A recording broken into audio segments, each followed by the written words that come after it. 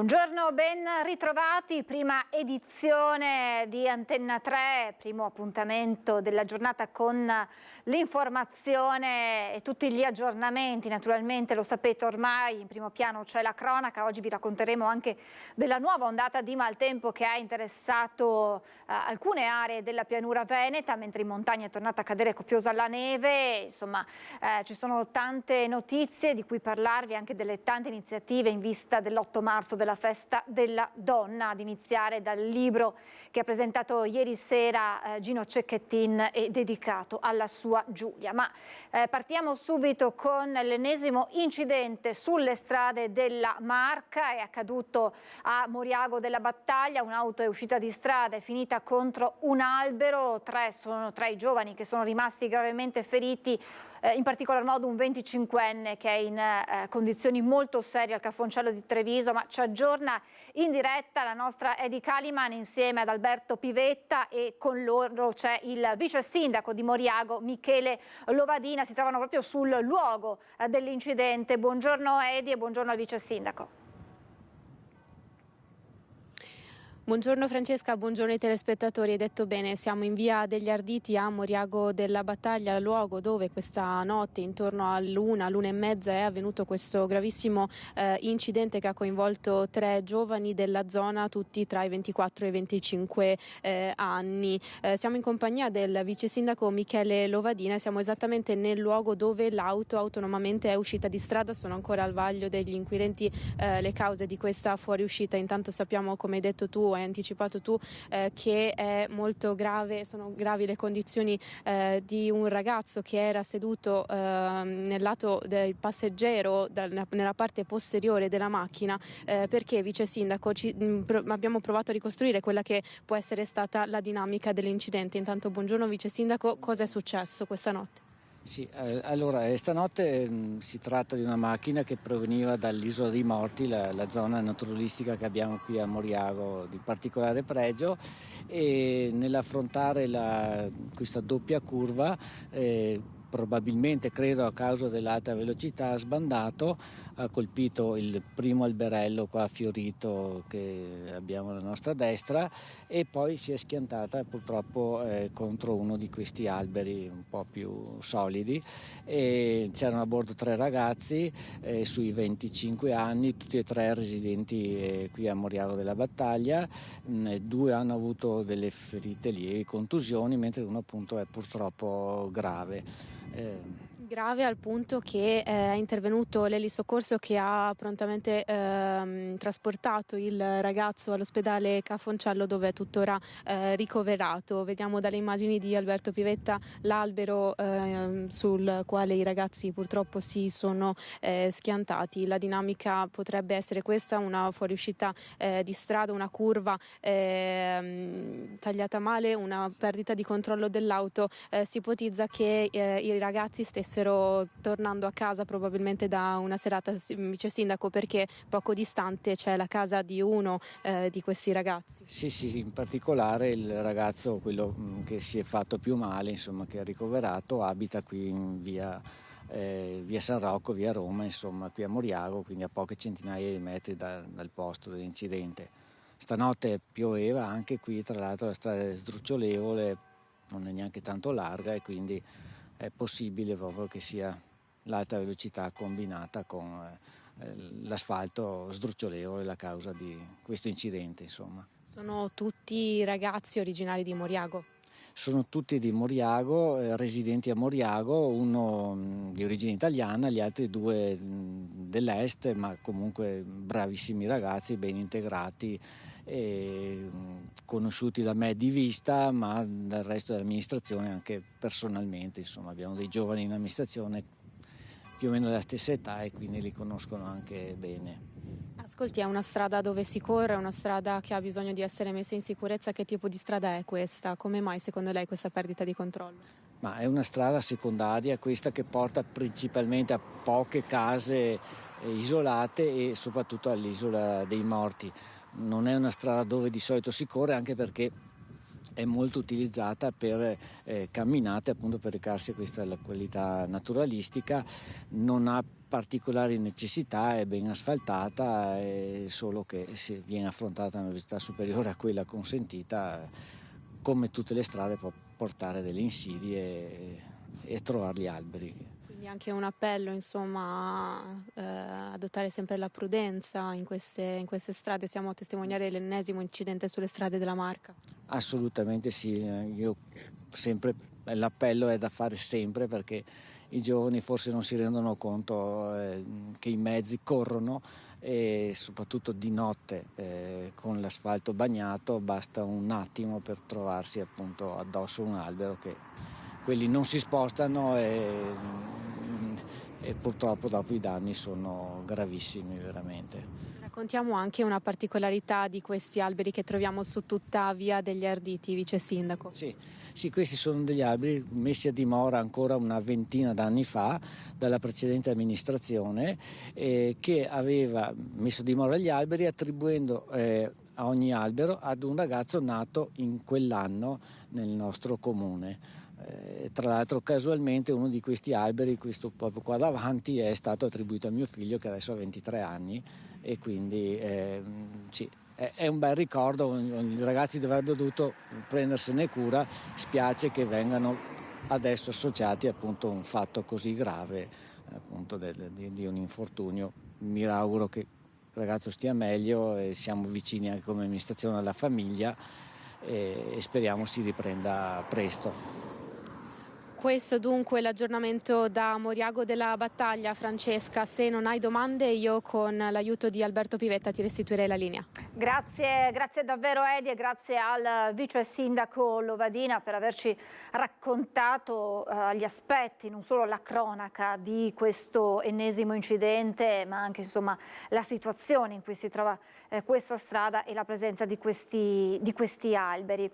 Andiamo avanti con la cronaca. 6 ultras del Padova sono stati raggiunti da un DASPO emesso dal questore di Brescia, 4 della durata di 10 anni e 2 per 3 anni, in seguito ad un'aggressione avvenuta lo scorso 3 marzo ai danni dei tifosi della Clivens nel parcheggio di un autogrill nel Bresciano. L'episodio era avvenuto 4 giorni fa, appunto, in occasione della trasferta del Padova a Meda, in provincia di Monza Brianza. Anziché fermarsi nell'area di servizio convenuta con la scorta tecnica delle questure di Padova e Brescia, alcuni ultras padovani avevano minacciato l'autista del pullman, costringendolo a proseguire, facendolo fermare alla successiva area di servizio lungo l'autostrada A4 in provincia di Brescia. Qui sono scesi e hanno aggredito con calci e pugni alcuni tifosi della squadra veronese che si erano fermati per una sosta. E poi una notizia di cronaca che arriva dal Bellunese, con i controlli della Guardia di Finanza, che ha scoperto 152 tra colf e badanti assunte irregolarmente, 128 dei quali evasori totali, con una somma complessiva di 5 milioni di euro sottratti al fisco. Il controllo è stato svolto dai finanzieri insieme all'INPS, individuando così dallo scorso luglio numerose posizioni riferite a lavoratori domestici in regola con il rapporto di collaborazione e con il versamento delle ritenute previdenziali, ma inadempienti sotto il profilo della presentazione delle dichiarazioni fiscali dal 2017 al 2021. In aula a Padova la testimonianza di Chiara Miatello, sorella di Diletta, la donna che nel dicembre 2022 a San Martino di Lupari massacrò i genitori. Una storia difficile segnata dalla violenza, quella raccontata ieri in aula durante il processo che vede imputata Diletta Miatello, l'ex vigilessa di San Martino di Lupari, in carcere per il duplice omicidio dei genitori Mariangela Sarto e Giorgio Miatello. La mamma era stata trovata a cadavere la mattina del 27 dicembre del 2022. Il padre, agonizzante, è morto 2 mesi più tardi per le ferite. Ieri nell'aula della Corte d'Assise di Padova è stata ascoltata la testimonianza della sorella di Diletta Miatello, Chiara. La donna, entrata in casa dei genitori allarmata dalla telefonata della badante che non riusciva a farsi aprire, aveva ritrovato i corpi dei 2 anziani massacrati di botte. Chiara Miatello ha raccontato che i genitori avevano paura della figlia di Letta, che nel corso di un litigio li aveva anche minacciati di morte. Chiara ha poi raccontato che negli ultimi anni la sorella era diventata intrattabile. La depressione, accumulatrice seriale e i tanti soldi chiesti costantemente ai genitori è fonte di litigio.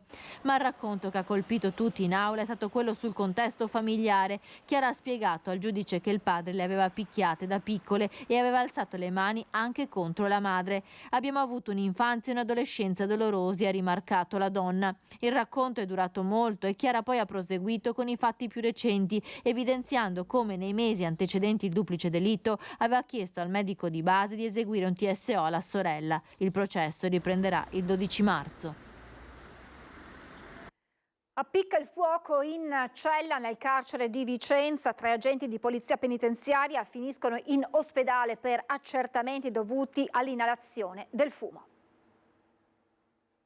Appiccato un incendio in cella da parte di un detenuto nella sezione detentiva di difficile adattamento nel carcere di Vicenza. A darne notizia il segretario nazionale dell'Unione Sindacati di Polizia Penitenziaria del Triveneto, Leonardo Angiulli. L'incendio è stato domato dal personale che ha chiesto il supporto del servizio sanitario presente in loco al fine di scongiurare l'intossicazione dai fumi sprigionati dalle suppellettili distrutte dall'incendio. 3 unità del contingente del reparto di polizia penitenziaria, fa sapere il sindacato, sono state inviate in ospedale in osservazioni per inalazioni dai fumi. Torna il tema della tutela per il personale, per cui il sindacato USP rinnova alla politica l'invito ad accendere i riflettori, chiedendo lo stato di emergenza delle carceri. Nuova ondata di maltempo in Veneto con temporali fuori stagione, mentre in montagna è tornata la neve caduta in modo copioso da Cortina al Comelico sulle montagne bellunesi, diversi centimetri che hanno imbiancato i territori. Intanto dopo una tregua nelle prossime ore, già nel fine settimana è atteso un nuovo peggioramento con piogge in pianura e nuove nevicate sui monti a quota però leggermente più alta rispetto alle ultime ore. Vi ho detto appunto di temporali certamente fuori stagione, lampi, tuoni e grandinate hanno interessato la pedemontana bassanese e trevigiana. Queste immagini mostrano la situazione di ieri sera tra Tarzo e Vittorio Veneto, appunto con pioggia e la grandine, una grandine sicuramente non tipica di questo periodo del fine inverno. Sono stati numerosi i video anche sui social postati per immortalare il temporale, che sembrava più che altro un temporale estivo. E nel Vicentino, a Rosà per l'esattezza, si sono vissuti momenti di paura per un fulmine che ha fatto letteralmente esplodere un cedro in strada. Ci racconta tutto la nostra Monica Smiderle insieme alla sindaca di Rosà, Elena Mezzalira. Buongiorno Monica e buongiorno alla sindaca. Buongiorno a te Francesca, buongiorno a tutti i nostri telespettatori. Dicevi bene, un cedro, lo vedete alle mie spalle, insomma vedete quel che rimane del cedro, in realtà colpito da un fulmine letteralmente squarciato. Ieri sera un violentissimo temporale si è abbattuto sulla zona del Bassanese con tantissima pioggia e tantissimi fulmini, in particolare qui a Rosà, dove il danno non riguarda solamente il cedro che è piombato sulla strada, ma anche gli impianti elettrici di tantissime abitazioni che sono fortemente danneggiati dalle sovraccorrenti prodotte appunto dai fulmini. Allora sindaco, lei è stata proprio qui, no, ieri sera? Sì, noi eravamo in giunta, il temporale ci ha un po' colpiti tutti di sorpresa, stavamo lavorando e è avvenuto in tarda serata, non è durato molto, ma è stato un temporale violento, fuori stagione sicuramente. Fatalità, ha colpito questo cedro, quindi un albero secolare all'interno di questo giardino di una villa che si trova lungo una strada regionale. Ringraziamo i vigili del fuoco che sono intervenuti prontamente per mettere in sicurezza la pianta, ma anche grazie all'aiuto dei carabinieri che hanno deviato il traffico, quindi hanno messo in sicurezza i cittadini in termini di viabilità. Perché lo diciamo, la pianta parte insomma di questo altissimo Massimo Cedro è caduta sulla carreggiata sulla strada regionale. Fortunatamente, sindaco, non passava nessuno in quel momento. Sì, non ci sono stati feriti, i vigili del fuoco e anche i carabinieri sono intervenuti prontamente, quindi non ci sono stati danni a danno delle persone o di veicoli. Si è intervenuto appunto per mettere in sicurezza, tagliare la pianta e questa mattina per portare via insomma il tronco e le ramaglie. Ieri sera sul posto sono arrivati i vigili del fuoco di Bassano, ma sono giunti anche i pompieri con l'autoscala direttamente da Vicenza, perché ricordiamo si tratta di un cedro che era alto più di 20 metri, una pianta secolare, quindi insomma la strada regionale è chiusa e c'è stato un intervento massiccio anche da parte dei vigili del fuoco. Ma come vi dicevo c'è stato il problema della pianta, ma anche di tante abitazioni che in questo momento hanno danni agli impianti elettrici.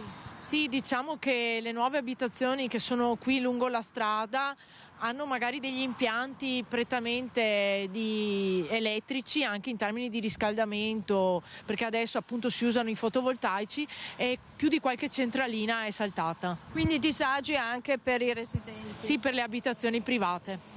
Da Rosà Francesca è tutto, io ringrazio il sindaco Elena Mezzalira, restituisco la linea a voi allo studio. Grazie alla sindaca per averci raccontato insomma, questa esplosione, perché davvero di un'esplosione si è trattata proprio a causa del maltempo di ieri sera. Restiamo in provincia di Vicenza con la Guardia di Finanza che ha denunciato un ingegnere altopianese per contraffazione di titoli edilizi.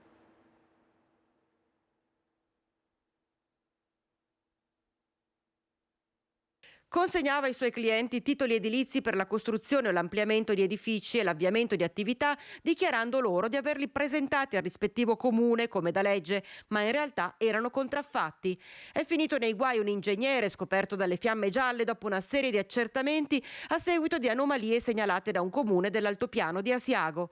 Il professionista aveva formato presso il proprio studio decine di titoli edilizi sui quali aveva apposto, usando dei lucidi, un timbro di protocollo di ricezione appartenente all'ente pubblico in questione. Dopo aver redatto il documento contraffatto, lo consegnava ai clienti, i quali, in totale fiducia, avviavano lavori di manutenzione di immobili anche per consistenti importi. La Finanza ha accertato anche la formazione di numerosi titoli edilizi per l'installazione di appostamenti precari per la caccia, pure questi contraffatti e mai presentati agli uffici competenti. A togliere ogni dubbio agli inquirenti il confronto tra i dati acquisiti nel corso della perquisizione nello studio dell'ingegnere e quelli depositati all'ufficio tecnico del comune, dove al posto dei titoli edilizi è risultata protocollata tutt'altra corrispondenza. Per l'uomo è scattata una denuncia per contraffazione di altri pubblici sigilli e la violazione dell'articolo 44 del testo unico edilizia. Vi ho parlato delle iniziative in vista dell'8 marzo e allora iniziamo da Mestre, dove è in programma una manifestazione per dire no alla violenza sulle donne. Ce la racconta Ilaria Marchiori. Buongiorno Ilaria e buongiorno ai tuoi ospiti. Buongiorno a te Francesca, buongiorno ai nostri telespettatori. Ci troviamo qui a Mestre di fronte alla sede del gruppo di lavoro di Via Piave dove è in corso ancora la conferenza stampa per annunciare appunto questa manifestazione che si terrà venerdì 8 marzo. Una manifestazione per dire no alla violenza di genere, soprattutto alla luce di come è iniziato l'anno con i numeri ancora troppo alti che riguardano i femminicidi, non ultimo quello che riguarda proprio il nostro territorio, l'omicidio, il femminicidio di Sara a Bovolenta, e poi anche per lanciare soprattutto un forte messaggio e proporre delle soluzioni. Una manifestazione che è stata ideata, lanciata da Laboratorio Climatico Pandora e che poi ha avuto anche, come ci dirà ora uno dei membri del laboratorio, il consenso anche di altre associazioni che da sempre lottano e si battono per la sicurezza sicurezza qui a Mestre e dintorni, e qui insieme a noi c'è proprio Valentina Valerio. Allora Valentina, dicevamo, questa manifestazione anche per proporre delle soluzioni concrete, per lanciare un messaggio in quanto donne. Dicevamo proprio poco fa, noi abbiamo paura anche di muoverci di sera, anzi soprattutto di sera, ad esempio mancano i mezzi. Sì, diciamo che quando si parla di violenza di genere si parla di una violenza sistemica che va anche oltre a quelli che sono i femminicidi e che vede quelli come la punta dell'iceberg. Diciamo che nella nostra città ci sarebbero tante cose che si potrebbero fare. Noi questo 8 marzo appunto ci troveremo alle 6 nel piazzale degli autobus di fianco alla stazione di Venezia Mestre, proprio come luogo simbolico, un nodo che mette assieme diversi territori. Una delle cose principali anche che mancano in questa città sono i mezzi pubblici mi verrebbe da dire gratuiti, e che vadano a attraversare la nostra città anche nelle ore notturne. Perché noi donne, ma tutti i membri della cittadinanza davvero hanno difficoltà a muoversi di notte, a tornare a casa, e se dobbiamo stare davvero a guardare quante di noi devono farsi mezz'ora, un'ora di camminata a piedi di notte per riuscire ad arrivare a casa propria, non riusciremo a finire di contarle. E questa è una delle tante soluzioni che ci potrebbero essere, non per debellare la violenza di genere, ma intanto per andare a migliorare quella che è almeno la situazione nella nostra città. E c'è già un'alta adesione di partecipazione? Sì, c'è un'altissima adesione di partecipazione, soprattutto da quelli che sono i comitati dei quartieri di Venezia, Mestre e Marghera, che hanno anche visto come il nostro focus in questa manifestazione qua sia davvero un riuscire ad attuare soluzioni concrete. Per cui siamo molto felici di questo e speriamo che ci siano molte persone in piazza per riuscire ad avere una manifestazione che sia intergenerazionale, che sia interculturale, che vada a parlare di tante cose, che vada a parlare banalmente anche del genocidio che continua in Palestina e che ancora troppe volte viene silenziato, anche perché se noi qua abbiamo difficoltà a muoverci ad arrivare nelle nostre case, le persone che in questo momento stanno venendo uccise in Palestina non hanno più una casa, e ci teniamo anche a dirlo in una maniera molto chiara e forte,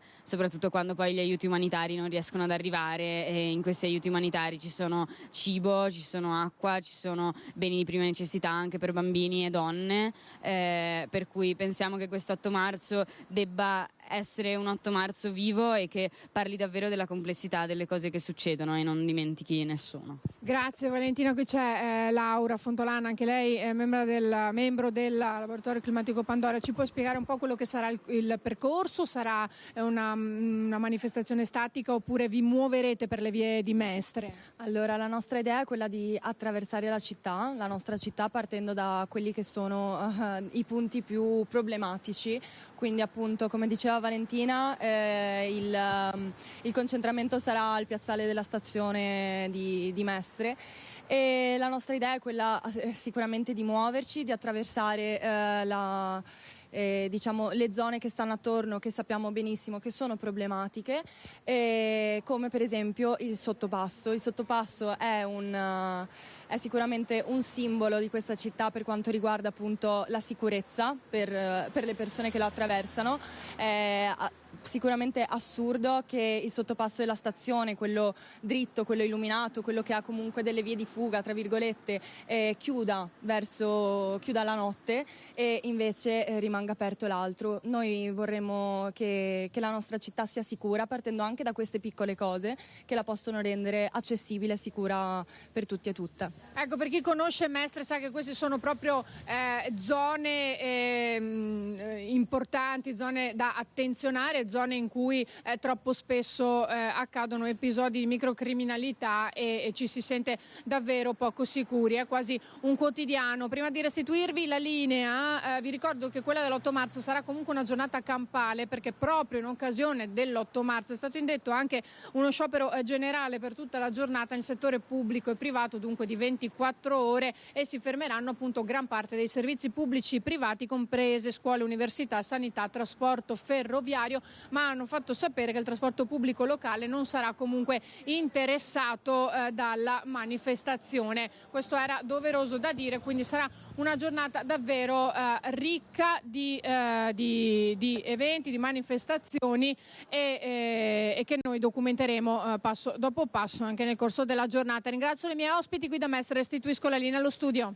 Grazie Ilaria Marchiori, grazie a Simone Merlo e grazie naturalmente alle ospiti che ci hanno raccontato questa, una delle tante iniziative in vista dell'8 marzo, ma anche quelli che sono i punti sui quali focalizzarsi perché non si debba più parlare di violenza sulle donne qui in Italia, ma anche in altri paesi del mondo, come hanno raccontato stia succedendo oggi nella guerra in Medio Oriente. Continuiamo con la cronaca, controlli antidroga della squadra mobile di Padova, 4 le persone che sono state arrestate.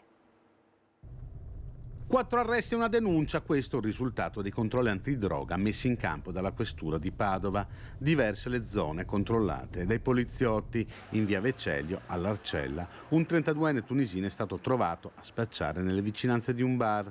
Da diversi giorni gli uomini della squadra mobile seguivano i movimenti dell'uomo. Ieri lo hanno notato all'interno del bar, senza consumare, in evidente attesa di qualcuno. Uscito dal locale, lo hanno fermato e gli hanno trovato addosso 11 dosi di cocaina, oltre a 550 euro in contanti.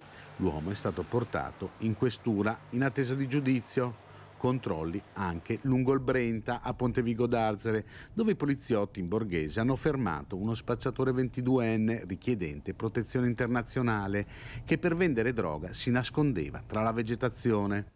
Accortosi degli agenti, ha cercato di scappare, liberandosi anche di un coltello serramanico con una lama di 21 centimetri. Anche su di lui sono state trovate diverse dosi di droga e 385 euro in contanti.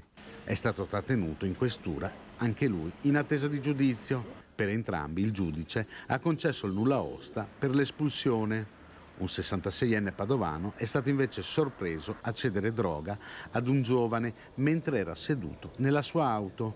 L'uomo era insieme a una veneziana di 55 anni, trovata con 2 boccette di metadone che teneva in una borsetta termica. La coppia è stata arrestata per concorso in spaccio di sostanze stupefacenti. Un 30enne tunisino, infine, è stato denunciato per aver venduto hashish a una giovane studentessa di psicologia.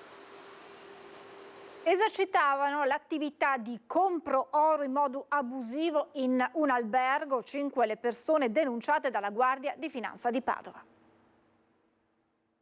Pubblicizzavano così la loro attività di compravendita di oro e pellicce usate attraverso annunci ripetuti su alcuni giornali locali. Peccato che dell'attività non esistesse traccia nei registri appositi, né tantomeno alcuna iscrizione.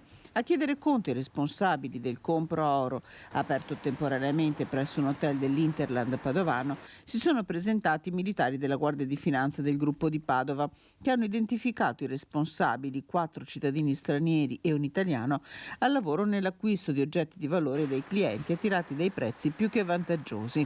Al termine degli accertamenti, per i 5 è scattata la denuncia con l'accusa di esercizio abusivo dell'attività di compro oro, sottoposti a sequestro probatorio i preziosi pietre, anelli, bracciali, orecchini, monili e pepite d'oro, di cui si sta stimando con esattezza il valore.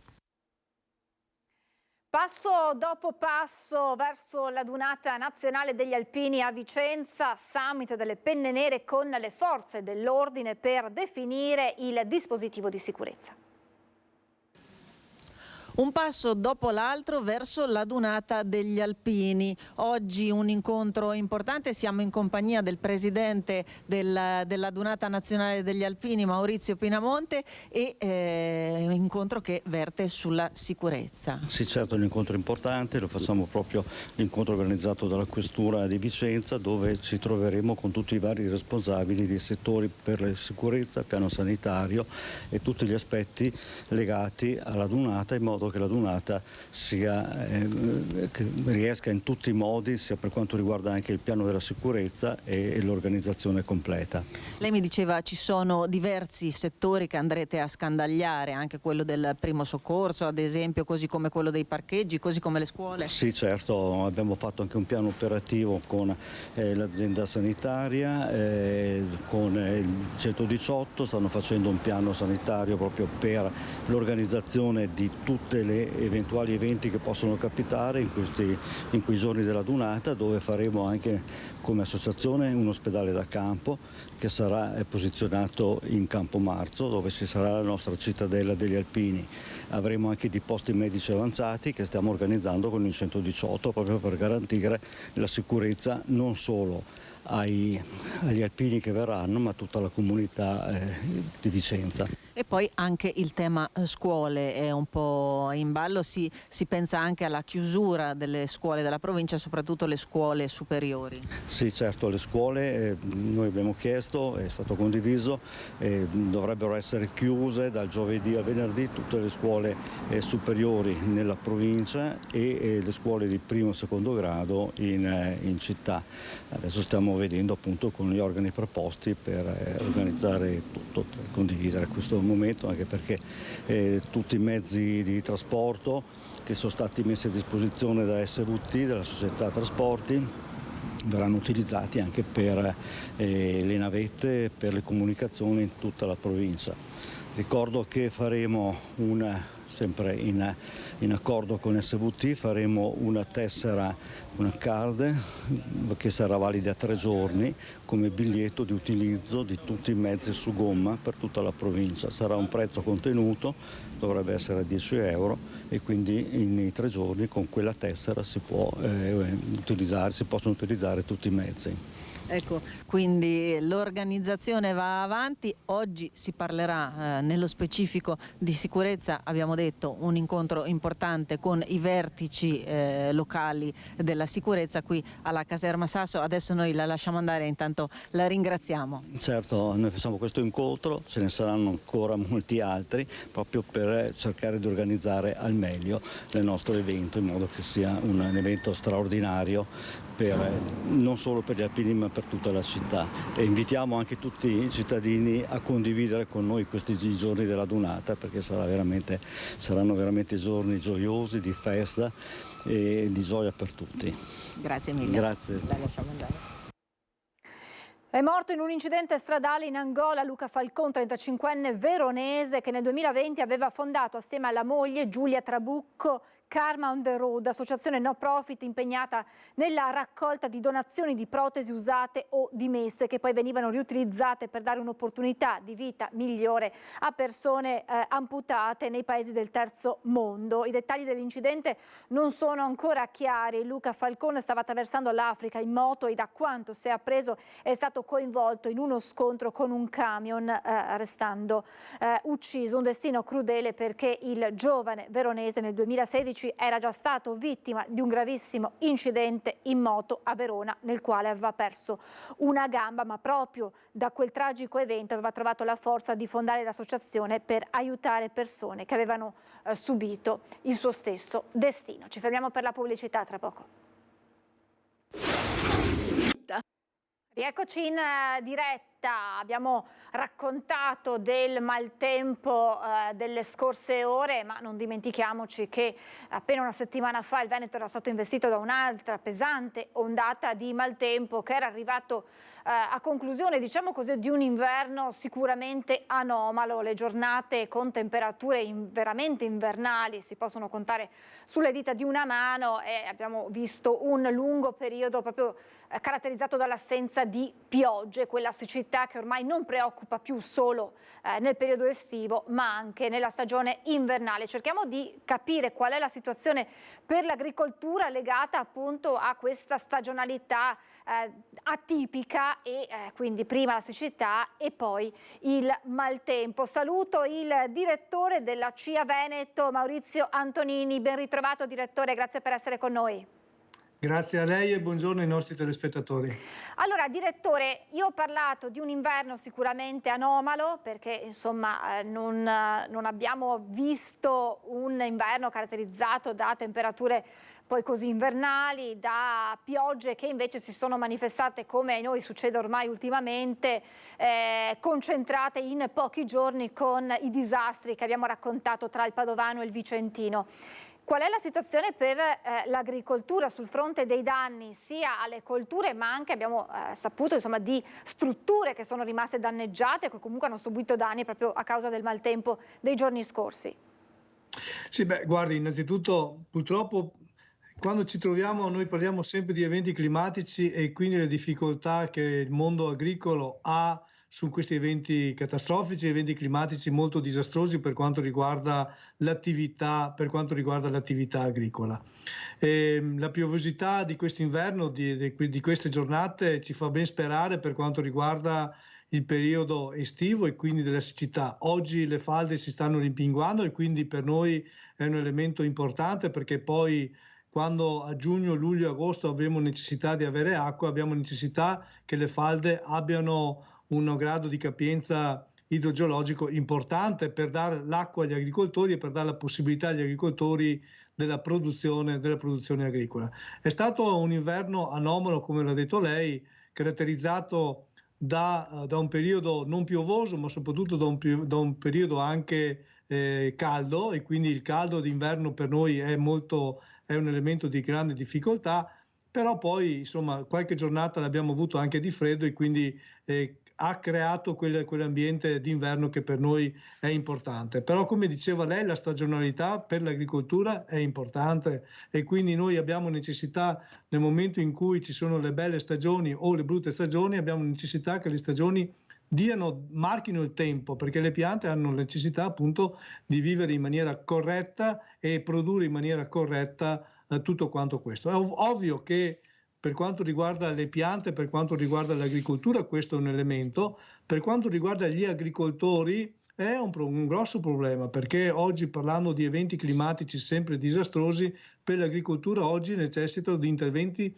straordinari e la straordinarietà non può non passare per quanto riguarda la necessità delle assicurazioni e quindi oggi soprattutto gli agricoltori hanno necessità di avere un piano nazionale che tuteli per quanto riguarda la parte assicurativa delle piante e della redditività. È l'unico elemento che noi chiediamo è uno degli elementi che noi chiediamo con forza e determinazione nel piano agricolo nazionale di CIA, ma anche con le altre organizzazioni, perché è una risposta concreta che noi diamo su questi eventi climatici disastrosi per l'agricoltura e per il reddito dei nostri agricoltori. Necessità di assicurarsi contro questi eventi. Purtroppo non la sento. Non mi sente? Non la sento. Probabilmente ha il microfono disattivato, direttore, vediamo se per caso o se è un nostro problema. No, chiedo alla regia un aiuto perché non... qui è tutto regolare, quindi facciamo così, vediamo se riusciamo a sistemare il collegamento con il direttore Antonini. Chiedo alla regia perché vorrei naturalmente approfondire la tematica.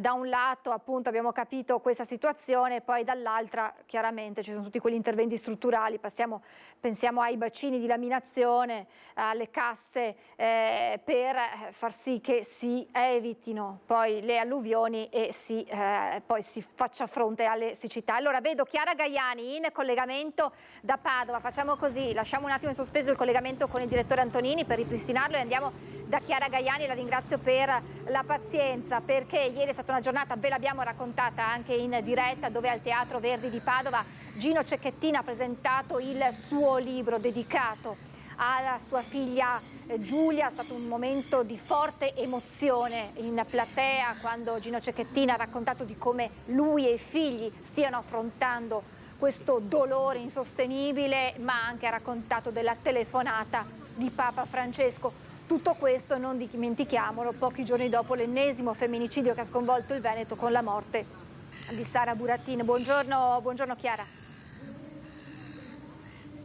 Francesca, buongiorno ai telespettatori. Con Federico Cibotto ci troviamo in Prato della Valle, alle mie spalle la Basilica di Santa Giustina. Lo ricorderete, lo abbiamo vissuto in diretta insieme, la commozione, il dolore il 5 dicembre per i funerali di Giulia Cecchettin che si sono svolti proprio qui con migliaia di persone, tantissimi erano giovani che si sono stretti attorno alla famiglia della studentessa, a papà Gino, ai fratelli Elena e Davide. La stessa emozione, la stessa commozione che si è vissuta ieri sera, come raccontavi, al Teatro Verdi di Padova per la presentazione di Cara Giulia, il libro che papà Gino ha scritto con lo scrittore veneziano Marco Franzoso. Allora, cerchiamo di rivivere i momenti più importanti di questa serata, dell'ennesimo momento davvero che resterà nei cuori di molti, compreso il racconto della telefonata di Papa Francesco a cui hai accennato tu, Francesca, nel servizio realizzato dalla collega Valentina Visentina, che era al Teatro Verdi di Padova con Federico Cibotto. Lei era quella che ti dava forza per andare avanti, per fare le cose che normalmente magari ti dava fastidio fare, no? Un libro scritto con la forza di Giulia e per tutte le Giulie che si potranno salvare grazie a questo racconto. Gino Cecchettin, davanti alla platea del Teatro Verdi di Padova, ha presentato il suo libro Cara Giulia, quello che ho imparato da mia figlia. Gino è un padre che affronta il suo dolore perché ha capito che Giulia, la sua Giulia, è diventata un simbolo riconosciuto in Italia e anche all'estero, che ha scosso le coscienze nella lotta contro la violenza alle donne. Ricevo un sacco di telefonate, questo significa che ci sono un sacco di situazioni critiche di donne che non posso aiutare. Questo è un dato di fatto, perché io non ho competenze per poter aiutare chi è in difficoltà, però mi faccio da tramite e quindi passo il contatto a un professionista. Ho avuto modo di conoscerne tanti, o di associazioni che sono o nel nostro territorio o nella zona vicino a chi mi chiama, per cercare di aiutarle. In sala anche Davide ed Elena, gli altri figli. Gino ha ringraziato proprio Elena per avergli aperto gli occhi sul concetto di patriarcato. Oggi tutti insieme ricordano ogni giorno Giulia, con aneddoti che fanno sorridere ma non cancellano il dolore. Gino Cecchettin poi parla dei doni che ha ricevuto dopo la morte della figlia, come una telefonata di Papa Francesco ricevuta attraverso Monsignor Zuppi, presidente della CEI. Ti passo il Santo Padre. Per quanto uno non ci creda, ma comunque lui rappresenta 2 miliardi di persone. E quando senti le parole, senti 2 miliardi di persone che ti danno una pacca sulle spalle, che ti sostentano, e quello aiuta. Il libro Cara Giulia è stato scritto insieme allo scrittore veneziano Marco Franzoso. I proventi andranno a sostegno della fondazione che sarà dedicata a Giulia. Abbiamo già individuato quelli che saranno i piani d'azione, quindi saranno quelli di aiutare delle associazioni già presenti nel territorio e quindi di essere operativi fin dall'apertura, di fare formazione, quindi non io, diciamolo subito, ma anche lì team di professionisti, magari psicologi, avvocati, criminologi, gente che possa andare per le scuole e chiaramente fare dei seminari per insegnare l'affettività e altri temi che possono essere utili per combattere la violenza. Poi borse di studio, e vorremmo arrivare anche alla creazione di case rifugio. Ecco, avete sentito le parole pacate di quest'uomo che colpiscono sempre proprio per il tono molto misurato, per come le dice, perché comunque arrivano dritte al cuore, e anche tutto il lavoro che è nato, tutte le idee che sono nate nel nome della figlia Giulia, anche grazie ai 2 figli, a Elena e a Davide. Ma Padova in quest'ultima settimana è stata sconvolta dall'ennesimo grave fatto di cronaca che ha visto come vittima una donna. Parliamo del femminicidio di Sara Buratin, che è stata uccisa con 50 coltellate sferrate dall'ex compagno martedì della scorsa settimana a Bovolenta. Il paese si sta preparando all'ultimo saluto nei confronti di questa donna, che si svolgerà domani pomeriggio alle 15 nella chiesa di Bovolenta. Allora vediamo appunto come si sta preparando Bovolenta a questo momento di grande dolore, e poi da Padova la linea può tornare allo studio. Un saluto sobrio perché l'intera comunità possa stringersi al dolore della famiglia di Sara Buratin, alla mamma e alla figlia. Si svolgeranno così domani pomeriggio nel santuario di San Gabriele i funerali della quarantenne uccisa con 50 coltellate dall'ex compagno. In comune è proclamato il lutto cittadino dalle 14 alle 18, scuole chiuse in anticipo, chiuso il municipio e tutti gli edifici pubblici. Anche i cittadini sono invitati a partecipare al dolore di tutta la comunità. La celebrazione, presieduta dal parroco Don Lodovico Casaro, sarà conclusa da un breve discorso di commiato della sindaca Anna Pittarello, che rivolgerà un pensiero particolare alle 2 famiglie della comunità coinvolte. Sabato nella stessa chiesa saranno celebrati anche i funerali di Alberto Pittarello, l'ex compagno della donna che dopo averla assassinata si è tolto la vita lanciandosi con il suo furgone nelle acque del Bacchiglione. Per permettere a quanti vorranno esserci di partecipare al funerale di Sara Buratin, nel sagrato della chiesa saranno posizionati degli altoparlanti. Il comune sta anche organizzando la gestione dei parcheggi. Ringrazio Chiara Gaiani per averci raccontato queste 2 storie legate al femminicidi, e tra pochissimo poi torneremo a parlarne anche con Vanessa Banzato in collegamento da Bassano del Grappa, ma noi torniamo perché abbiamo ripristinato il collegamento con il direttore CIA Veneto Maurizio Antonini, che ci aveva spiegato come di fronte a questi cambiamenti climatici, perché questa è poi la parola che dobbiamo usare sempre più frequenti, è necessario da un lato sicuramente far fronte alle assicurazioni, dall'altro però direttore, quello che volevo chiederle è l'importanza di tutte quelle strutture, di quelle infrastrutture, di quelle costruzioni, pensiamo ai bacini, pensiamo alle casse, che servono da un lato ad evitare che ci siano inondazioni, ma dall'altro per raccogliere quell'acqua che spesse volte, soprattutto in estate, viene a mancare al settore agricolo. Lei ha colto perfettamente nel segno, nel senso che le casse di espansione o di laminazione hanno questa capacità di trattenere l'acqua quando ce n'è tanta e di darla quando ce n'è di bisogno. Oggi il Veneto è una delle prime regioni d'Italia di avere costruito già una decina di queste casse, di cui una molto importante è quella di Caldogno, che ha salvato Vicenza, ma non solo Vicenza, anche l'ondata sul Bacchiglione e su Padova, e anche molti terreni agricoli. Quindi voglio dire, queste casse di espansione sono determinanti e importantissime. Ci vogliono ancora altre casse di espansione, soprattutto nell'area del Trevigiano per quanto riguarda il fiume Piave.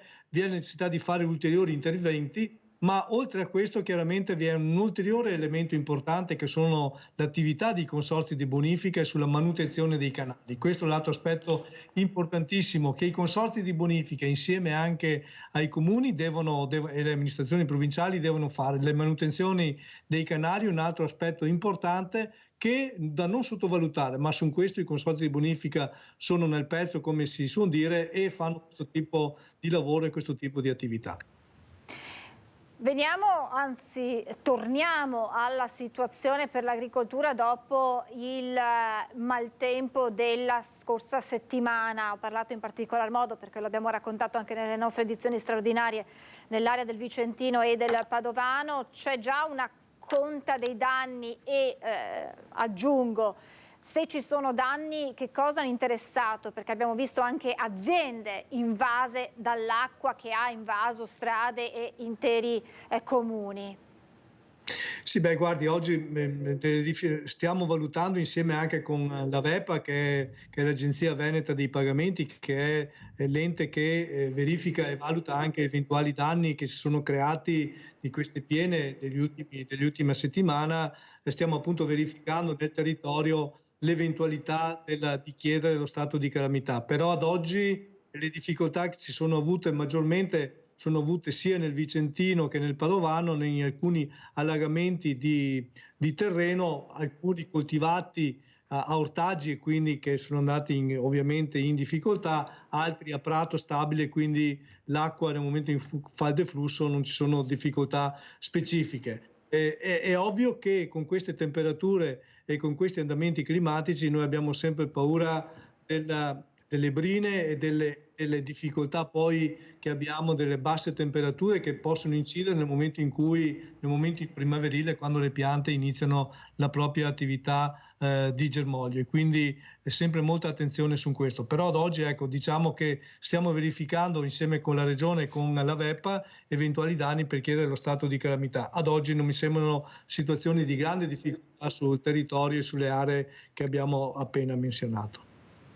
Insomma, diciamo, direttore, che quello che dobbiamo aspettarci da qui ai prossimi anni sono fenomeni come quelli che abbiamo visto e che raccontiamo ormai anche da diversi anni, e quindi, dato che ai cambiamenti climatici almeno nell'immediato sarà difficile porre un rimedio, quello che si può fare, e lei lo ha detto proprio all'inizio, è quello di assicurarsi, ed è una metodologia che in agricoltura è ancora, o era perlomeno, una consuetudine poco usata. Ci si sta sempre più avvicinando invece a questo, soprattutto anche da parte magari dei giovani agricoltori, perché sappiamo che sono molti i ragazzi, i giovani che decidono di intraprendere un'attività agricola.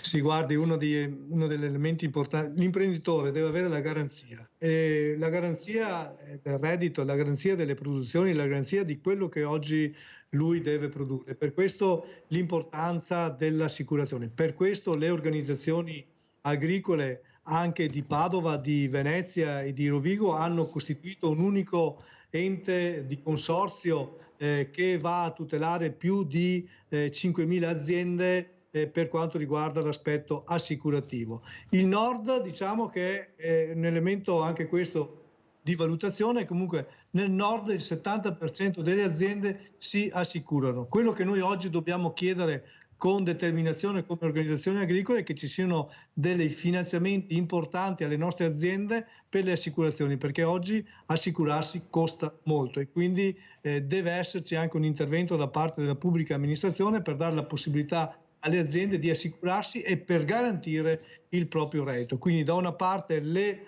organizzazioni agricole stanno facendo un ottimo lavoro con la costituzione di consorzi appunto di assicurazione, e dall'altra parte però ci deve essere un intervento importante da parte del Ministero, ma anche da parte della Comunità Europea, per dare la possibilità alle aziende agricole di avere premi aggiuntivi per avere delle agevolazioni assicurative.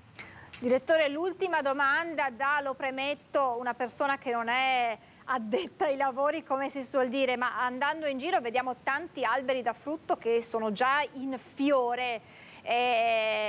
Questo che cosa comporta? Intanto le chiedo, è normale, insomma, già da qualche settimana, per cui parlo da metà febbraio così, che solitamente invece sono quegli alberi che eravamo soliti vedere in fiore, penso durante il periodo pasquale, questo sempre nell'ambito dei cambiamenti climatici, chiaramente. Sì, ma in effetti è questo quello che oggi preoccupa molti agricoltori, che ce lo stanno dicendo, è quello appunto della fioritura di molti alberi, anche da frutto, che poi può essere molto pericoloso, perché le brinate tardive che possono arrivare a metà marzo, a fine marzo, che è una normalità, a volte succede anche questo, creano delle difficoltà e delle annientazioni per quanto riguarda la produzione, e quindi oggi non è normale che ci siano le piante in fiore. Le piante in fiore devono andare a fine marzo, ai primi di aprile, per poi iniziare la parte vegetativa. Oggi vediamo queste situazioni, appunto i cambiamenti climatici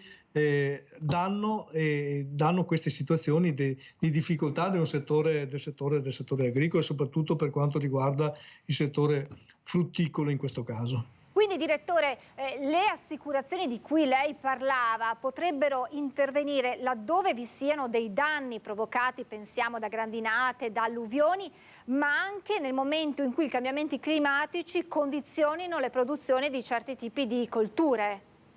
Assolutamente sì, e sono stati inseriti anche all'interno del piano assicurativo nazionale dei fondi mutualistici, che sono fondi che si autofinanziano con appunto anche finanziamenti da parte degli agricoltori, che intervengono appunto in queste situazioni di difficoltà specifiche, e quindi con eventi climatici che non sono normati, diciamo, e quindi intervengono su questo e quindi danno una garanzia in più alle aziende agricole per la propria produzione e quindi redditività. Direttore, grazie davvero per averci spiegato un po' di più e chiaramente però, come diceva, si va verso la sensibilizzazione, deve passare però anche adesso attraverso degli aiuti per poter stipulare queste assicurazioni. Grazie davvero al direttore della CIA Veneto, Maurizio Antonini, buon lavoro e torneremo ad aggiornarci con lei, direttore. Buon lavoro a lei e buongiorno a tutti i nostri telespettatori. Grazie davvero, perché era importante insomma capire, fare un punto della situazione dopo il maltempo che vi abbiamo raccontato. Mentre noi torniamo a parlare di violenza sulle donne, ne abbiamo parlato con la manifestazione di Mestre con Ilaria Marchiori, ne abbiamo parlato con Chiara Gaiani dopo la presentazione ieri sera del libro scritto dal papà di Giulia Cecchettin e arriva un dato che non ha bisogno forse di molti commenti, arriva da Bassano del Grappa, sono 5 le denunce arrivate in una mattina al centro antiviolenza e questo indica come il fenomeno sia sempre più forte e sia comunque sempre presente. Ce lo racconta la nostra Vanessa Banzato. Buongiorno Vanessa, insieme a Maria Pia Mainardi, responsabile di Spazio Donna Bassano del Grappa. Buongiorno ad entrambe, grazie. Buongiorno. In effetti, come hai appena detto tu, soltanto in una mattinata 5 donne si sono rivolte allo sportello Spazio Donna di Bassano del Grappa, e pensando appunto a Bassano del Grappa, alle dimensioni di una città, di un territorio, fa pensare, perché è un numero importante.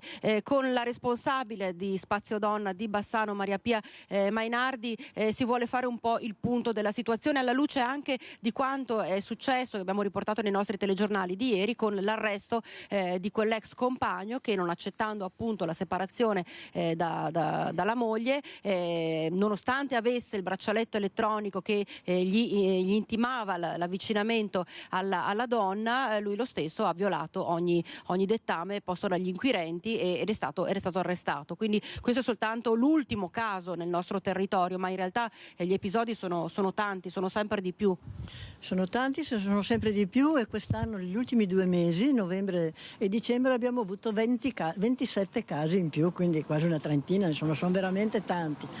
E le donne denunciano. Per fortuna, diciamo sempre che Giulia ci ha aiutato, perché è stato un caso anomalo in cui i ragazzi erano giovani, erano culturizzati, le famiglie erano famiglie educative, però è successo. Quindi questo ha fatto ripensare anche molte famiglie che hanno figli adolescenti e che vedono queste prime relazioni iniziare, quindi vengono qua a domandare anche un consiglio, un sostegno, cosa fare con questi ragazzi. E poi le donne continuano a venire, per fortuna continuano a denunciare della riservatezza massima, anche rispetto alle situazioni che ci sono qua intorno, perché noi dobbiamo avere questo elemento, quindi ascoltarle, non inserirsi mai, e anche la riservatezza che è il nostro slogan, diciamo, ecco. Certo è che c'è ancora tanta strada da fare. Lei diceva che aveva preso per sé una parola, un termine, un verbo, accorgersi. In che senso? Sì, noi abbiamo anche il mondo dell'industria che si sta un po' accorgendo, ecco, di questo, che qualcuna magari nell'industria nel momento del lavoro ha un momento di tristezza, un momento di disagio, cala anche la produzione, quindi qualche volta sia così nel mondo dell'industria sia nel quartiere, nelle vicinanze dell'abitazione, senza introdursi in un fatto privato, però dire hai bisogno, c'è qualche problema. Ecco, mi piace molto questa parola, accorgersi, perché spesso vicino a noi succedono queste cose, ma se riusciamo ad essere una persona disponibile, che ha un numero giusto, perché anche quando ci sono momenti di denuncia la donna è in grande pericolo, quindi la prima cosa che facciamo noi è contenere il rischio, e quindi domandare anche alla donna che si accorga se c'è rischio per lei e per i bambini, quindi siamo qua per aiutarla, noi e tutte le forze dell'ordine che ci accompagnano in tutto questo lavoro.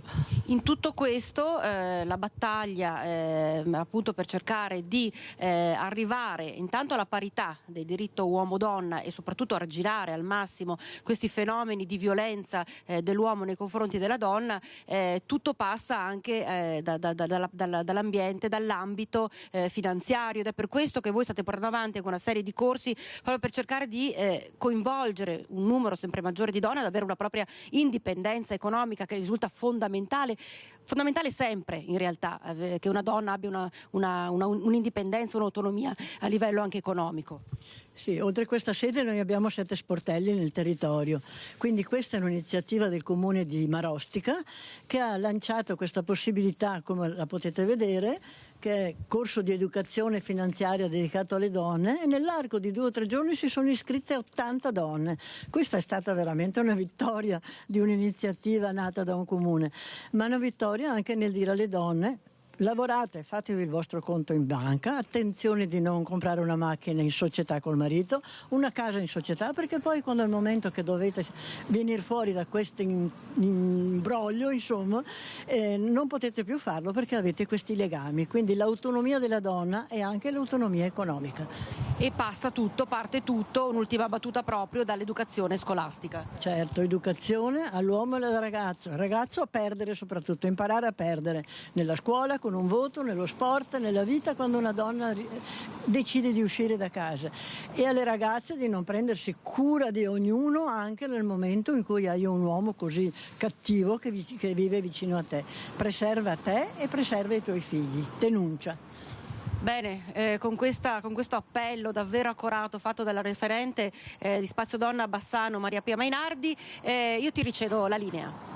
Grazie davvero Vanessa, e grazie a Maria Pia Mainardi. Ci avete raccontato i dati, ma ci avete raccontato anche quelle che sono le vie d'uscita per sfuggire alla violenza, e tra cui appunto anche l'indipendenza finanziaria, che può essere un mezzo per la donna per scappare da situazioni di violenza familiare. Noi ci fermiamo per la pubblicità e torneremo in diretta tra pochissimo, tra poco.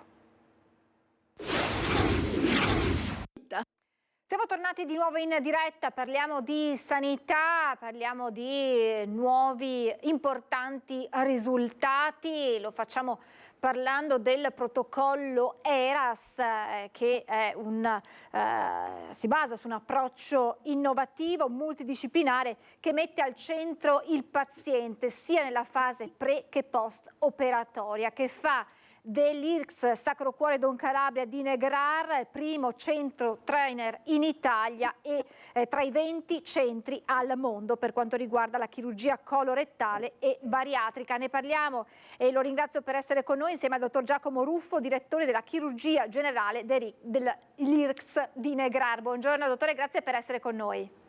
Buongiorno, grazie a voi per l'invito. Allora, prima di entrare nello specifico del protocollo ERAS, vorrei fare una panoramica sul numero di interventi che realizzate per quanto riguarda la chirurgia colorettale e bariatrica. Bariatrica, per chi non lo sapesse, riguarda quei pazienti affetti da obesità. Partiamo con la chirurgia colorettale per capire, dottore, se gli interventi sono aumentati, qual è il trend? Sì, gli interventi che eseguiamo per la colorettale sono circa 400 interventi all'anno, 150 circa per patologie neoplastiche, 120 patologie infiammatorie, 150 per endometriosi e circa una cinquantina di interventi che vengono fatti per patologie a carattere d'urgenza. Gli interventi sono eseguiti quasi tutti con la tecnica mini-invasiva, quindi tecnica laparoscopica o robotica, che vuol dire eseguire interventi anche molto complessi, senza dover effettuare grandi tagli nell'addome, ma semplicemente con piccole incisioni attraverso cui poi noi facciamo passare gli strumenti chirurgici. L'obiettivo di questa tecnica mini-invasiva è quello di garantire degli standard qualitativi oncologici, riducendo però sia il rischio chirurgico, quindi infezioni e complicanze, che il dolore post-operatorio e i tempi di ripresa per i pazienti. Per quello che riguarda gli interventi bariatrici, invece ne eseguiamo circa 140 all'anno, che sono suddivisi nella seguente maniera, cioè alcuni, la maggior parte, vengono fatti con la tecnica della sleeve gastrectomy, cioè si toglie via un pezzettino dello stomaco e questo riduce la produzione di un ormone gastrico che fa sì che il paziente abbia un minor senso di fame, riduce il volume disponibile per il cibo all'interno dello stomaco e poi dà una sensazione ovviamente di sazietà precoce. L'altro intervento che noi utilizziamo per la chirurgia bariatrica è quello che si chiama un bypass gastrico, quindi si crea una piccola tasca che possiamo definire simile a una tazzina di caffè a livello dello stomaco, che è separata dal resto dell'organo, è collegata direttamente all'intestino tenue e quindi può contenere solamente una piccola quantità di cibo. Il paziente si sente subito sazio e quindi ha un regime dietetico praticamente ipocalorico con un ridotto senso di fame e una conseguente perdita di peso. Rapidamente il bypass gastrico praticamente crea anche un malassorbimento dei carboidrati e quindi questo è particolarmente indicato per chi soffre di diabete mellito. In tanti casi con il bypass gastrico si arriva alla remissione della malattia. E poi è un intervento che è anche molto utilizzato nei pazienti che hanno un reflusso gastroesofageo, sempre obesi ovviamente, perché si riduce i succhi gastrici di prodotti dello stomaco, quindi c'è un beneficio anche per questa patologia del reflusso gastroesofageo. Mi chiedeva, mi sembra di aver capito, che tipo di pazienti sono quelli che sono più soggetti ai tumori del colon retto. C'è da dire che i tumori del colon retto sono il 10% di tutti i tumori diagnosticati nel mondo. Questi sono dati forniti dall'Agenzia Internazionale per la Ricerca del Cancro.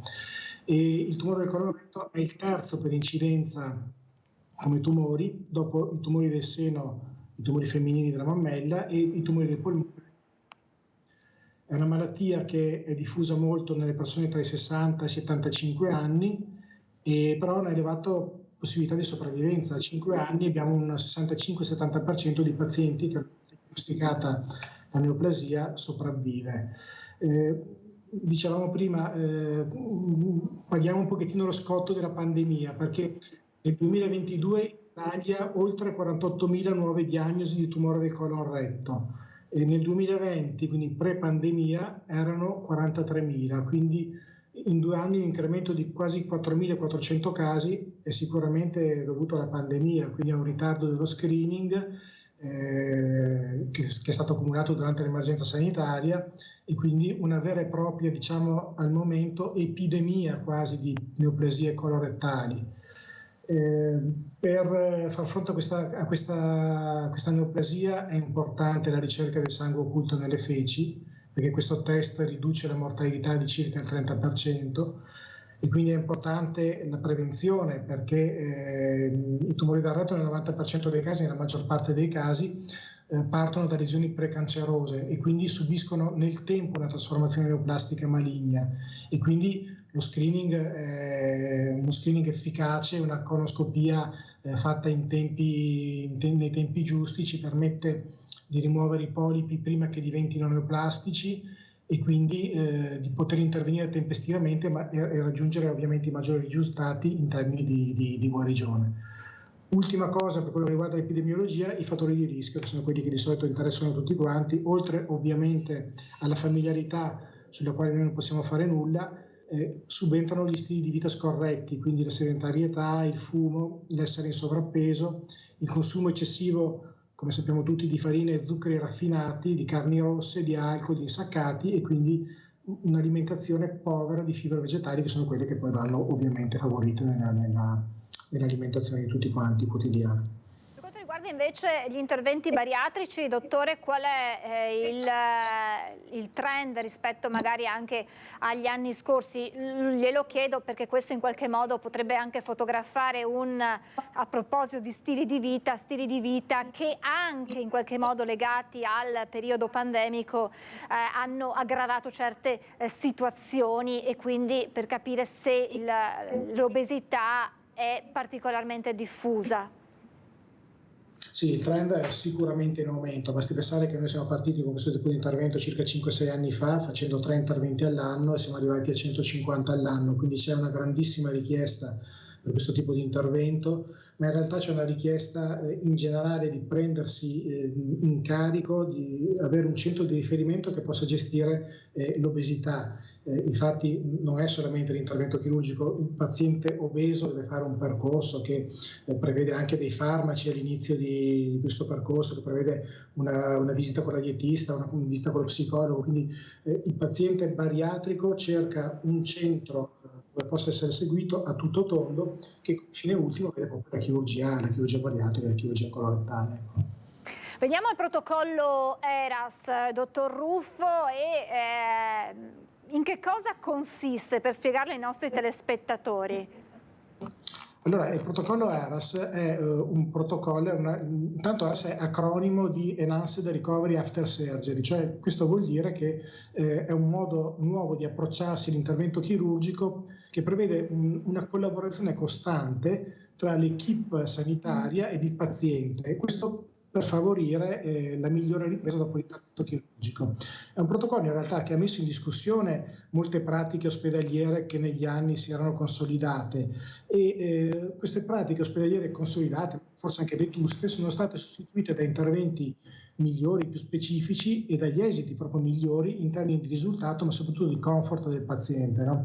E quindi fin da subito il paziente viene preso in carico al momento del colloquio con il chirurgo, quando viene fatta la comunicazione di diagnosi, e quando si ritiene che il paziente abbia i requisiti per essere inserito in questo protocollo, il paziente viene affidato all'infermiere, chiamato infermiere ERAS proprio, che illustra e spiega al paziente il suo percorso di cura e si sofferma sulle fasi più importanti. E quindi una collaborazione attiva del paziente per favorire la sua preparazione fisica, la sua preparazione nutrizionale, la sua preparazione psicologica all'intervento, per favorire un miglior approccio all'intervento stesso. Ma tanto di modo adesso parlare di team multidisciplinare che gestisce il paziente, che gestisce gli interventi chirurgici. In realtà il paziente stesso entra a far parte del team multidisciplinare, perché lui collabora con la sua guarigione. Partiamo dal preoperatorio. Il primo step del preoperatorio, la cosa più importante è la mobilizzazione, esercizi di attività aerobica quotidiana. Si educa alla salute promuovendo il movimento per attivare la muscolatura corporea, per favorire l'attività respiratoria e quindi l'ossigenazione dei tessuti. Ed è questa un'attività che permetterà un post-operatorio più semplice e più rapido, in modo che i polmoni riescano a respirare meglio, a reagire meglio all'intervento chirurgico. Il secondo aspetto importante è quello della nutrizione. Il paziente è invitato a seguire un'alimentazione specifica che porti l'organismo ad introdurre ed immagazzinare elementi nutrienti che sono fondamentali per affrontare lo stress chirurgico. Più il paziente è denutrito, maggiore sarà lo stress chirurgico e maggiori saranno le complicanze dell'intervento chirurgico. Per quello che riguarda la chirurgia colorettale, la dieta è ovviamente quella priva di scorie, quindi priva di cibi raffinati, priva di frutta e priva di verdure, e ad alto contenuto invece di grassi e di proteine, per portarlo ben nutrito all'intervento chirurgico. Infatti vengono anche introdotti degli immunomodulanti, che sono dei farmaci che diamo noi prima dell'intervento chirurgico per rafforzare le difese immunitarie e quindi ridurre il rischio di infezioni e favorire una buona guarigione delle ferite e delle suture che vengono fatte sull'intestino. Ultima cosa, quindi abbiamo parlato del movimento, della nutrizione, astensione da alcol e da fumo. Lo stile di vita sano previene gli stati di dipendenza e quindi i danni d'organo. Per quello che riguarda sempre il protocollo ERAS, il nostro ospedale è dotato, il nostro reparto è dotato di un'applicazione che è stata creata appositamente da noi, che serve da guida per i pazienti ed i familiari lungo tutto il loro percorso di cura, in modo da raggiungere nel preoperatorio degli step quotidiani, quindi si cerca di stimolarli all'attività fisica, a mangiare quello che è utile mangiare, per arrivare poi nel post-operatorio con questa applicazione a segnalare quali possono essere le problematiche legate all'intervento chirurgico dal proprio domicilio.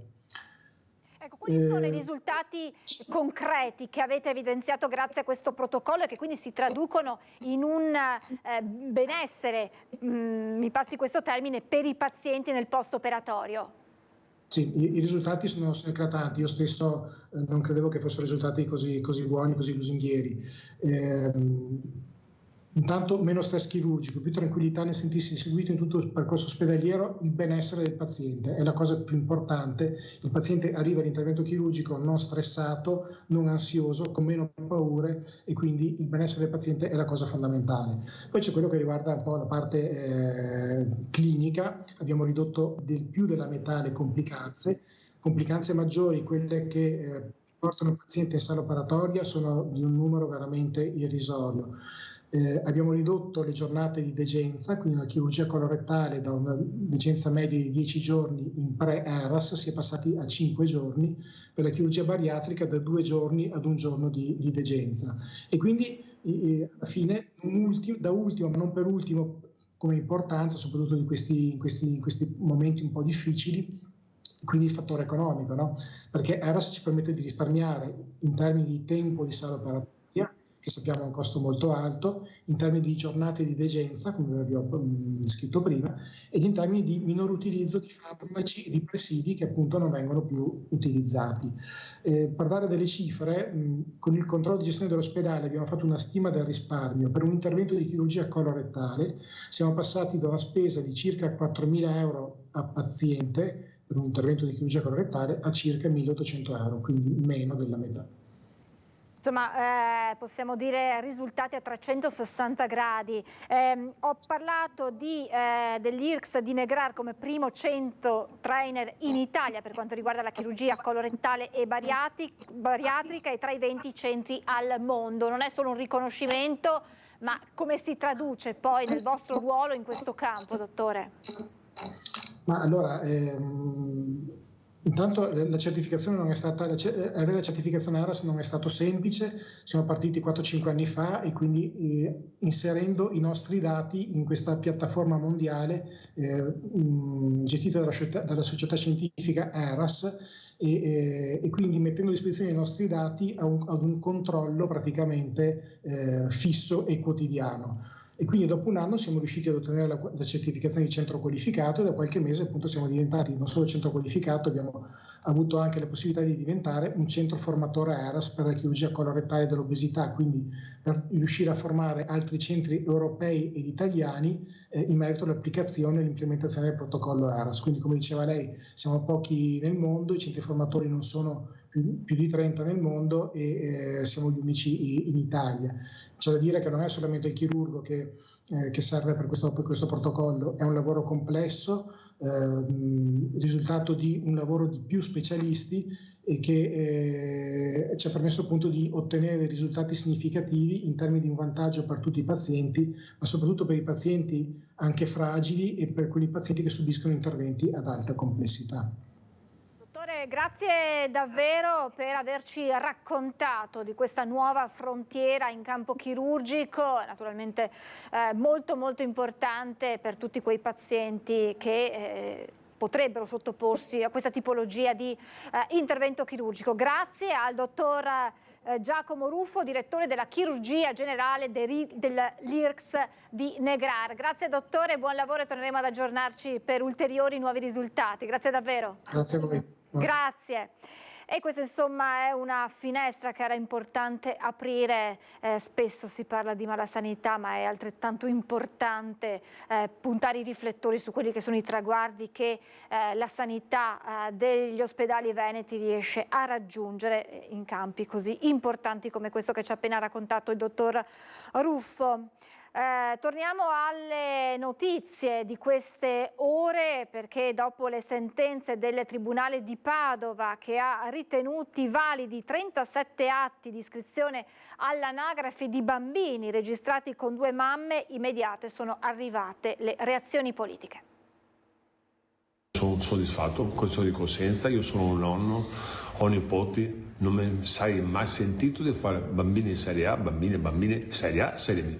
Come ho detto tante volte, avendo l'amore, quando entravo nel mio ufficio o andavo all'anagrafe, Vedevo le mamme sorridenti, avevano il sole negli occhi, sorridevano serene, felici, con questi piccoli bambini e bambine. È commosso Sergio Giordani dopo aver appreso la notizia che il Tribunale di Padova ha respinto i ricorsi della Procura contro gli atti di nascita dei figli e delle figlie di coppie di mamme che nel corso degli anni lui stesso, da primo cittadino di Padova, ha registrato all'anagrafe. Una prima battaglia vinta, ma questo non basta, bisogna colmare il vuoto normativo per evitare che altre coppie di mamme vivano la lunga trafila giudiziaria che stanno vivendo le famiglie arcobaleno padovane. L'atto di nascita non ha motivo per essere rettificato. Nel senso, va bene così com'è, e riconosce, questo è un passaggio molto importante, riconosce che non è possibile così indefinitivamente nel tempo contestare un documento che di fatto va ad individuare l'identità di un bambino e mette i presupposti perché coloro che l'hanno messo al mondo, sia biologicamente che no, che se ne fanno carico materialmente e moralmente,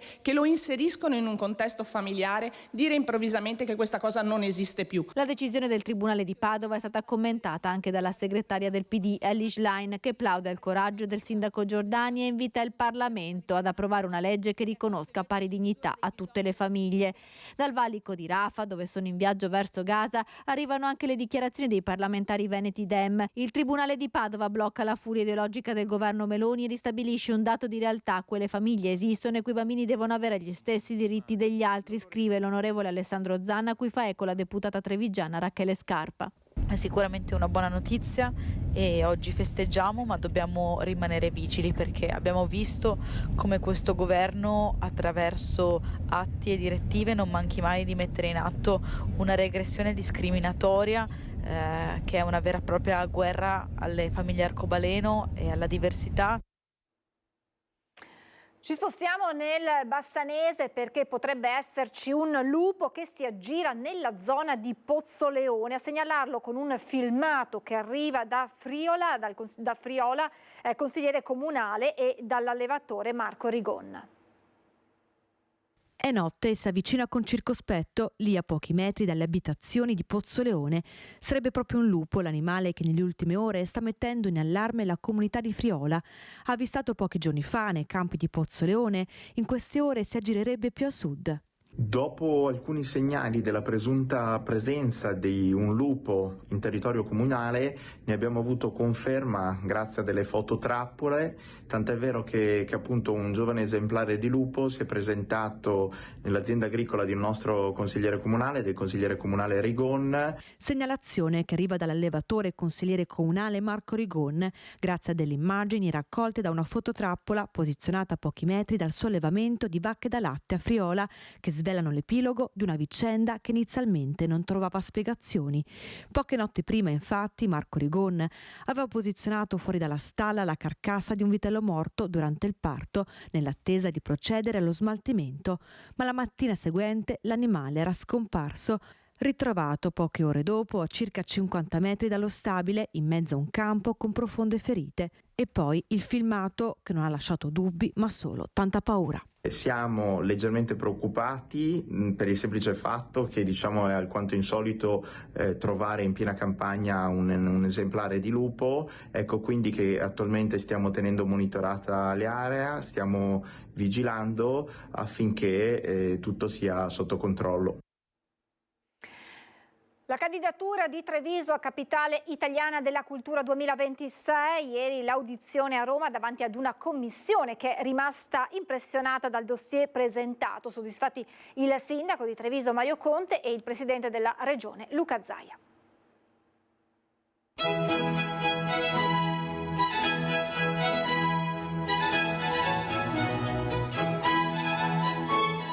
Treviso ci riprova e davanti alla commissione che dovrà assegnare il titolo di capitale italiana della cultura 2026 è stato presentato il dossier con investimenti da 14 milioni di euro. Un titolo conteso da altre 9 città. A prendere la parola per primo il sindaco Mario Conte, soddisfatto. È stata un'esperienza straordinaria con la forza di avere alle spalle una comunità che ci ha aiutato passo dopo passo a costruire un dossier che ha impressionato positivamente la commissione. Ce l'abbiamo messa tutta, abbiamo messo in campo i giovani, l'arte, la musica, la bellezza, il paesaggio, la natura, i valori, la trevigianità. Con questa candidatura presentiamo una città, Treviso, che vive già di cultura. 11 musei, 10 biblioteche, 5 teatri, 60 grandi eventi, tra cui 5 premi letterari. Non a caso è definita la piccola Atene, l'appello del presidente Zaia. Noi comunque ce l'abbiamo la capitale della cultura, nel senso che noi sappiamo che portiamo qui in dote una città di 86.000 abitanti che vive di turismo culturale. E ci sentiamo la responsabilità di far bella figura al paese. Fabrizio Malacchin, direttore dei Musei Civici di Treviso, punta sulle iniziative culturali in città. Nel nostro dossier ci sono tanti progetti dedicati all'arte e alla valorizzazione del nostro patrimonio. Cito tra questi il ciclo di Tommaso da Modena, che sarà riallestito dopo il grande investimento fatto dall'amministrazione nella ricostruzione dell'abside e della chiesa, ma potrei citare ancora un altro progetto importante, che è quello della schedatura delle opere che sono ancora nei nostri depositi, quindi sono ancora nascoste, del 6 e del 700, quindi pensate opere che vanno da Antonio Zanchi fino a Giambattista Tiepolo e che diventeranno poi l'occasione per una straordinaria mostra. E poi a chiudere il video con l'appello dei VIP che hanno scelto Treviso come città in cui vivere. La città di Treviso ha sempre avuto una grandissima cultura dello sport, dal rugby logicamente, che è un po' la capitale d'Italia, la pallavolo, la pallacanestro e anche il tennis. Treviso, capitale italiana della cultura, perché io potrei fare da Cicerone, so tutto su Treviso, perché a me a Treviso ha portato il cuore, però poi mi sono innamorato anche di tutta la città. E poi Treviso, lungo il suo fiume, il Sile, ha tantissime ville venete nelle quali si possono trovare ancora tracce di pitture del Tiepolo e soprattutto la storia palladiana di tutte le più belle ville del Veneto, per cui insomma Treviso, capitale della cultura. Siamo in chiusura, vi lascio ora alle previsioni del tempo, al meteo e poi naturalmente ci sarà la pubblicità e poi torneremo e parleremo di pensioni e di legge di bilancio, tutte le novità insieme a Mauro Visentin, segretario generale della CGIL Treviso, e a Valentina Durante, direttrice Inca Treviso. Dunque meteo, pubblicità e poi torneremo di nuovo in diretta. Grazie intanto per essere stati con noi, ci vediamo tra poco.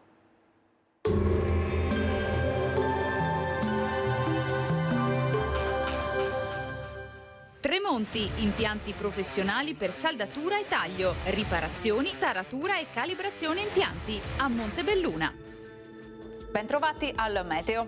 Il tempo non sarà ancora buono, possibili episodi di instabilità interesseranno il nostro territorio. Il dettaglio di mercoledì 6 marzo. Sul Veneto la grafica ci mostra un'alternanza di nuvole e rasserenamenti in pianura, mentre sui monti avremo frequenti precipitazioni, in estensione entro sera anche alle zone limitrofe. Le temperature saranno in lieve calo, minime tra 2 e 7 gradi, massime tra 7 e 15 gradi. Spostiamoci ora sul Friuli Venezia Giulia. Il cielo sarà nuvoloso qui con piogge diffuse e in genere moderate, localmente abbondanti. Quota neve intorno ai 1200-1400 metri, anche a quote inferiori sulle prealpi carniche. Temperature minime tra 6 e 7 gradi, massime sugli 11-12 gradi. Infine diamo uno sguardo alla situazione del Trentino Alto Adige. Si prevede tempo perturbato con precipitazioni a tratti alternate a parentesi soleggiate.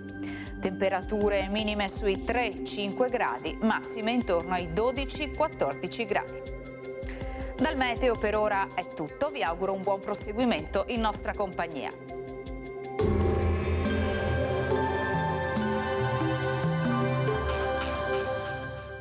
Tremonti, impianti professionali per saldatura e taglio, riparazioni, taratura e calibrazione impianti a Montebelluna.